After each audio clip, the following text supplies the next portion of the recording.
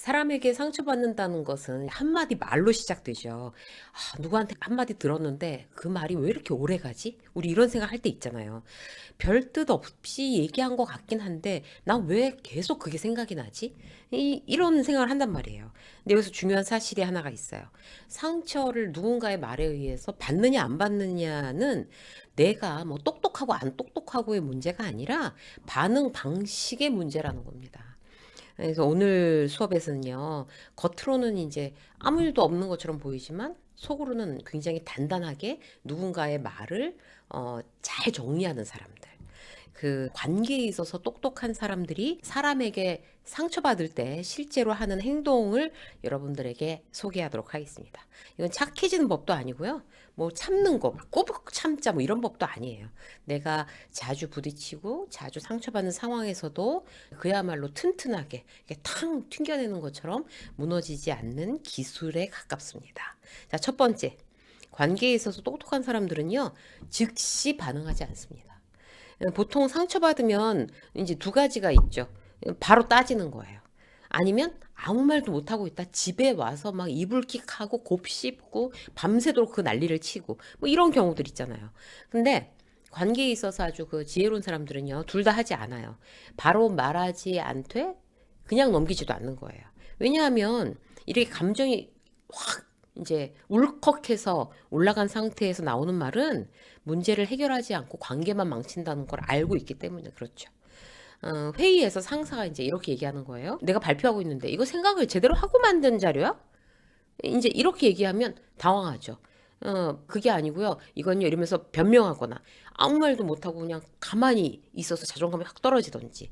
그런데 자, 영리한 사람들 어떻게 할까요? 그 순간 입을 닫고 이제 상황을 관찰하는 거예요.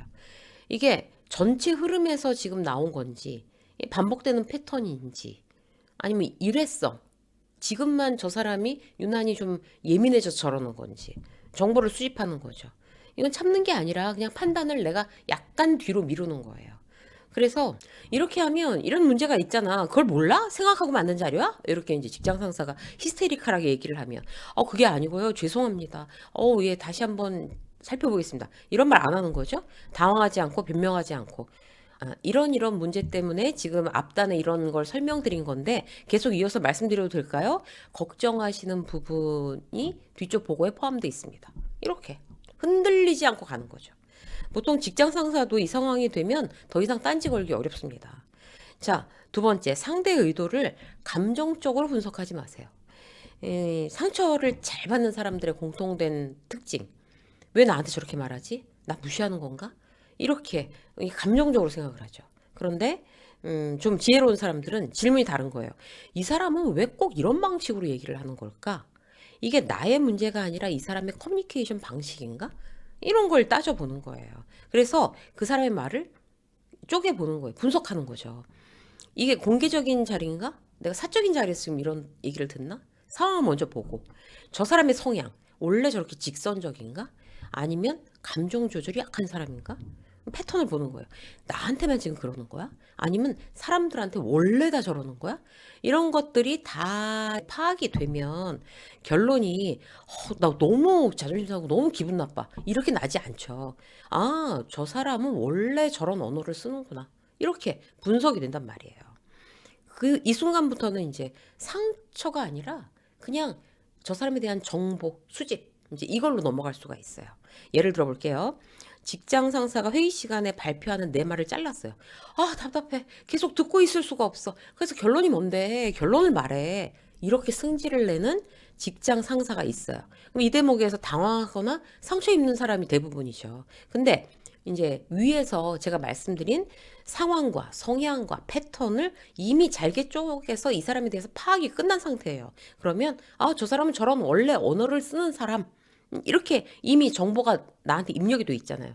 회사에서 뭐 직장 동료나 선배나 상사에 대해서 인품이나 회의의 매너나 이런 걸 평가하지 마세요. 이건 내가 평가할 부분이 아니에요. 그 사람은 회사가 내 직장 상사로 이미 뽑아놨잖아요. 그게 다예요. 그냥 그 사람이랑 일을 해야 되는 거예요. 그동안 같이 일해야죠. 분석하고 파악했으니까, 저 사람은 저런 원래 성향. 이미 알았어요. 그 사람이 인품이 부족하고 매너가 없는 게 내 탓은 아니잖아요. 그죠? 내가 상처받을 일이 뭐가 있겠어. 이렇게 되는 거예요.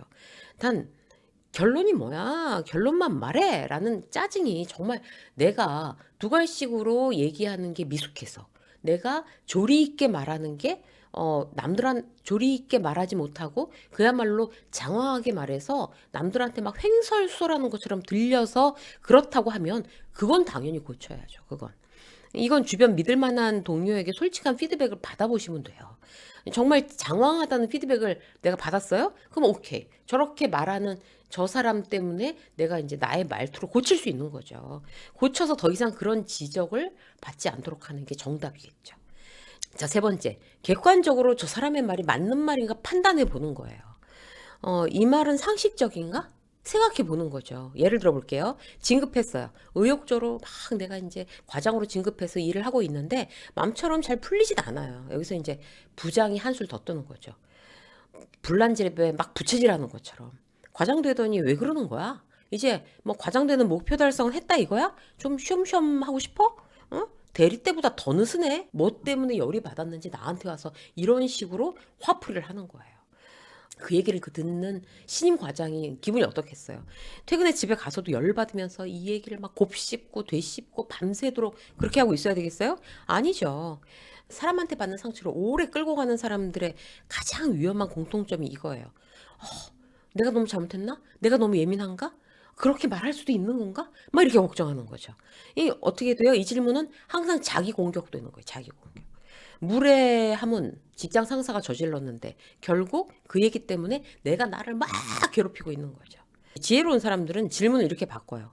이 말은 업무적으로 상식적인가? 누가 들어도 이거 납득할 수 있는 얘기인가? 이 차이가 왜 중요한가 하면요. 기준이 내가 기분 나쁘다 안 나쁘다 그 감정에 있으면 계속 흔들려요. 근데 보편적 기준, 상식적이야?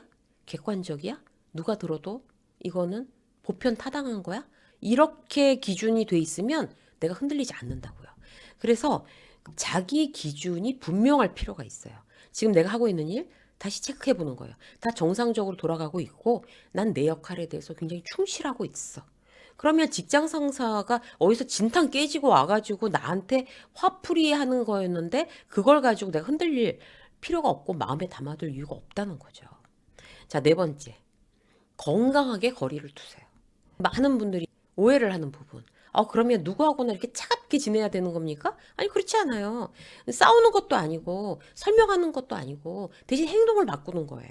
이 직장 상사가 그렇게 어디 가서 혼나고 와가지고 나한테 화풀이하는 그런 성향이라는 게 이미 파악됐잖아요. 이 직장 내 그런 빌런들이 있단 말이에요, 어디든지. 그러면 건강하고 아주 합리적으로 거리를 이렇게 멀어지면 됩니다. 쓸데없이 이야기를 많이 나누지 않는 거예요. 말수를 일단 줄여요. 그리고 사생활이나 동료들에 대한 어떤 정보 이런 걸 전하지도 마세요. 감정 리액션도 줄여요. 기대를 사실 접는 거죠. 그리고 제일 중요한 거. 표현을 이걸 해야 되냐 말아야 되냐를 현명하게 내가 판단해 보는 거예요. 만약 무례하게 나한테 굴어서 내가 직장 생활하는 게 너무 힘들어. 회사에 나오기도 싫어. 그럼 말해야죠. 그런데 이 사람은 원래 그런 성향이고 앞으로도 그런 이야기를 시도 때도 없이 할 거야. 그런데 그런 유형이라는 걸 내가 파악하고 내가 멀어지자고 작정했으니 멀어지고 나면 뭐 그렇게 스트레스 받을 것 같지도 않아. 그럼 뭐 말 안 하는 거죠. 애초에 내가 설명해서 이해할 수 있는 사람이면 처음부터 그렇게 말도 안 했을 거예요. 그래서 이제 관계를 정확하게 재배치, 거리를 정확하게 조절. 이렇게 놓으면 그런 얘기들이 반복돼도 이미 떨어져 있으니까 이제 불똥이 덜 튄단 말이에요. 그죠? 스트레스도 덜 받게 되는 거고. 그래서 이 얘기를 내가 하는 게 훨씬 내가 너무 괴로워서 말을 해야 되겠다 싶으면 하고 내 거리를 조절해서 두면 뭐 말 안 해도 뭐 내 스트레스 지수를 그렇게 높이진 않을 것 같아. 그럼 말 안 하는 겁니다. 자, 한 가지 더 볼까요? 관계에서 지혜로운 사람들은요, 감정을 긍정적 에너지로 저장해요. 그러니까 상처받았어. 이러면서 마음에 그냥 두고 있는 게 아닌 거예요. 그거를 정보로 활용하는 거죠. 예, 그때는 힘들었는데, 아, 지금 생각해보면 그 선배한테 참 배운 게 많았어? 그런 생각나는 직장 빌런들 있으시죠, 여러분? 저도 많아요. 그런 빌런들이. 그때는 같이 일하는 게 너무너무 힘들었는데, 지나고 보니까, 아, 그 사람 때문에 굉장히 맷집이 세졌어. 그 사람 때문에 사람에 대한 태도, 이런 거에 대해서 노하우가 생겼어. 이런 느낌 드는 사람들 있잖아요. 그죠? 사실 이런 일들 우리가 어떻게 기준 갖고 가냐에 따라서 얼마든지 상처를 정보로 그 형태를 바꿀 수 있어요. 그렇게 하도록 내 마음을 계속 바꿔나가야 돼요. 예를 들어서 사람 깐족거리고 비아냥대고 뭐 잘해도 칭찬할 줄 모르고 질투하는 직장 상사가 있다고 치자고요. 그 사람 자체는 신경 쓰지 말고요. 그 사람 유형만 기억하는 거예요. 아, 후배한테도 이렇게 말하고 계속 상처 줘야 직성 풀리는 유형이 이런 유형이 있구나. 관찰하고 아까 말씀드린 대로 거리를 두고 이런 자기 훈련이 되면요. 다른 직장에서 뭐 더한 사람을 만나도 너끈하게 상대해주는 어떤 노하우로 축적시켜 놓을 수가 있습니다. 예, 타팀 동료가 친한 척 혼자 다 하더니 어느 날 업무적으로 내 뒤통수를 딱 친 거예요. 이럴 경우 있잖아요. 그래도 그 사람 김철수면 김철수를 기억하는 게 아니라 유형만 기억하는 거예요. 아, 저렇게 친한 척 해도 나중에 언제든지 뒤통수 치는 저런 유형이 있구나. 이렇게. 그 정보로 흡수하는 거죠. 그러면서 아, 이번에 진짜 비싼 값 내고 내가 하나 배웠다. 비싼 수업료 치렀네. 이거예요. 이게 바로 전환 능력이라고 합니다. 부정적인 감정으로 스스로를 다치게 하는 게 아니라 오히려 에너지로 활용해서 나한테 유익함이 되게 하는 능력 하루 이틀 한다고 저절로 되진 않아요. 꾸준히 노력해야 되겠죠. 관계에 있어서 지혜로운 사람들은요. 사람의 말에 쉽게 무너지지 않아요. 자기 기준이 이미 안에 있기 때문에 그래요. 여러분들은 여러분들의 기준을 지금 가지고 계십니까? 내 기준으로 어떻게 판단하느냐에 따라서 나는 이 마음 근육을 훨씬 더 튼튼하게 만들 수 있어요. 이제 오늘 이후로 상처받는 이제 순간이 오면 이렇게 한 번만 생각해 보세요. 지금 내가 이게 반응할 문제인가? 아니면 조용히 정리해둘 정보인가? 그 선택 하나가 우리 스스로의 자존감도 지키고 그리고 우리를 흔들리지 않게 할 겁니다. 유쌤의 직장서 오늘 여기까지 하겠습니다. 고맙습니다.